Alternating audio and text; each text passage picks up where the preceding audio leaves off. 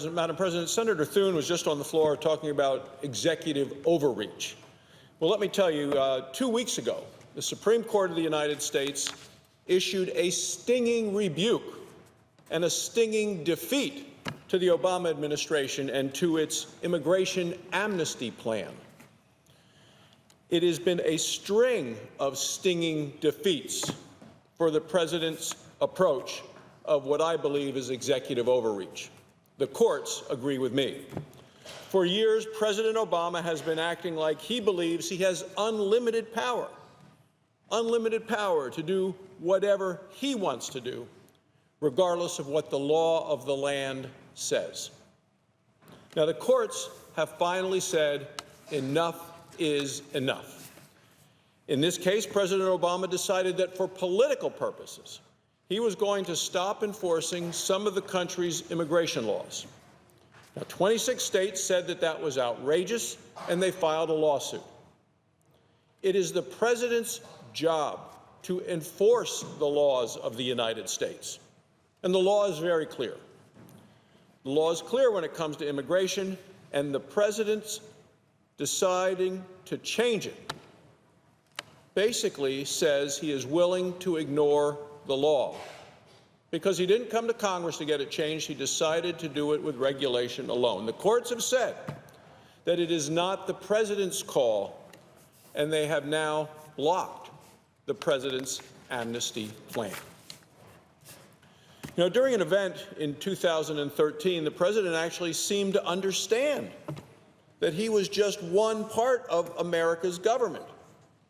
He said, the problem is that I'm the president of the United States, I'm not the emperor of the United States.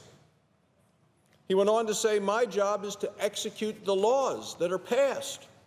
He understood at that time that it was his job. At least he understood it in 2013. So what happened between then and now? If the president says, as he did, I'm not the emperor, why is it that it seems that almost every action that he takes seems to show that he wants to act as if he is the emperor? Time after time, he has shown that he considers himself above the law. Now, we know he doesn't like to deal with Congress, not with Republicans or with Democrats. He likes to ignore Congress. He doesn't like having to deal with the courts, so he tries to pack them full of people who will rule the way that he tells them to rule. We've seen that when Harry Reid changed the rules of the Senate. Seems the president doesn't like to listen to the voters either. So he goes ahead and does what he wants to do, no matter what the American people say that they want. This case last month is not the first time that the federal court has said that President Obama has acted above the law or even against the law. Last June, the Supreme Court struck down a regulation that was a big part of the Obama administration's war on coal.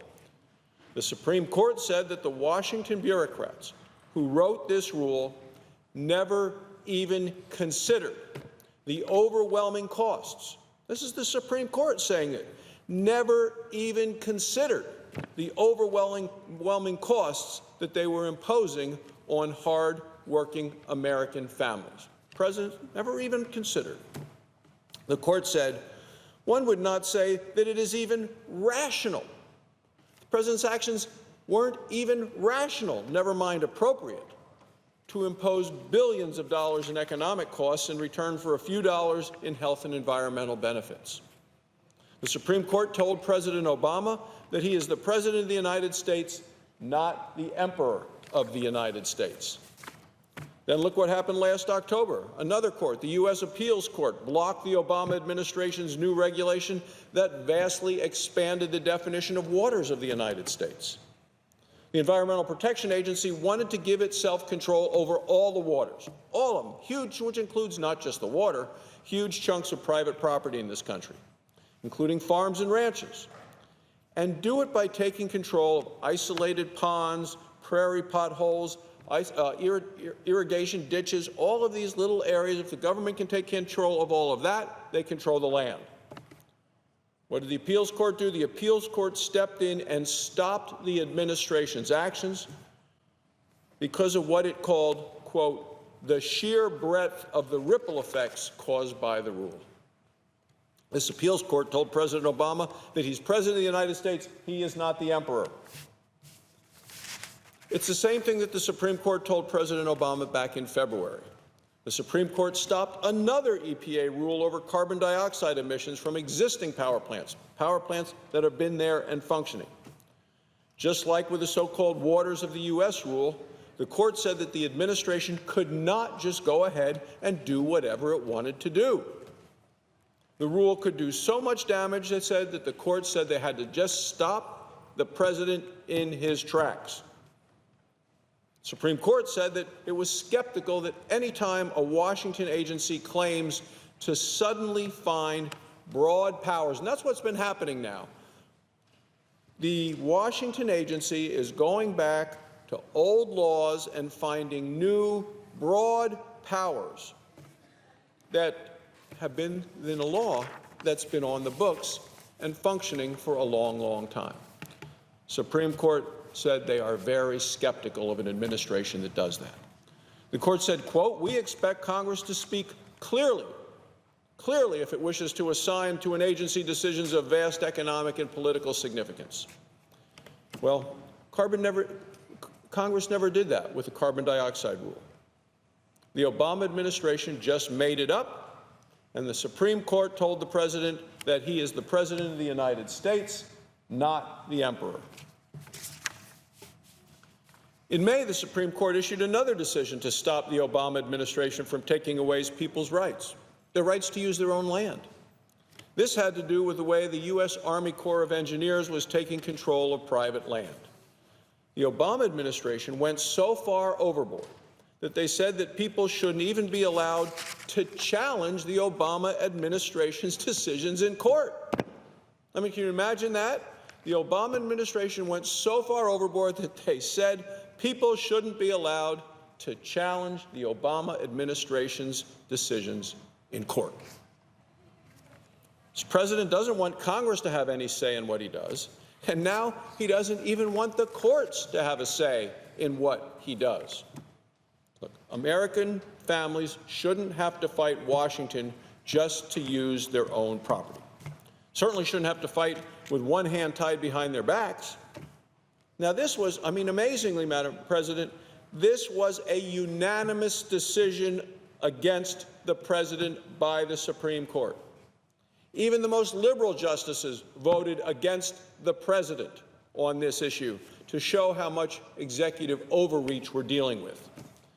Supreme Court told the president once again he is the president of the United States, not the emperor of the United States. And it's been one case after another saying the exact same thing. So I just want to give one final example of the string of stinging defeats for President Obama. Last month, the U.S. District Court in Wyoming shut down President Obama's latest attempt to stop American energy production.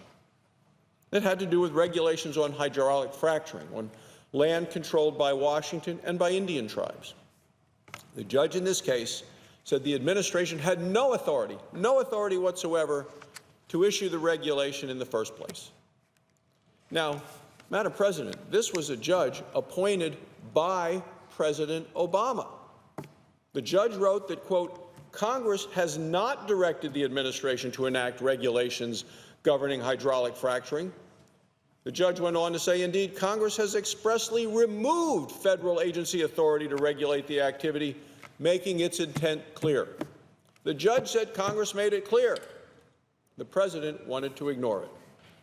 The court told President Obama definitely and definitively that he is the president of the United States, not the emperor of the United States. 6 different court decisions in the past year, all of them against the president. Even the judges that he has picked, handpicked for the Supreme Court, are refusing to play along with all of his power grabs and his illegal overreach. The American people are no longer buying the president's excuses and his promises. Back in January, the White House Chief of Staff promised that the Obama administration, I was astonished. Saw this on television, saw a video of it, saw it again, listened to it again. The White House Chief of Staff promised that the Obama administration was going to, in the final year, this 8th year of the Obama administration, was going to have a year of, quote, audacious executive actions. Audacious executive actions.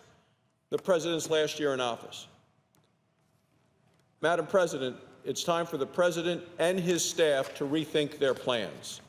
They should recognize that they do not have the legal support or the popular support for all of the regulations and for all of their illegal actions.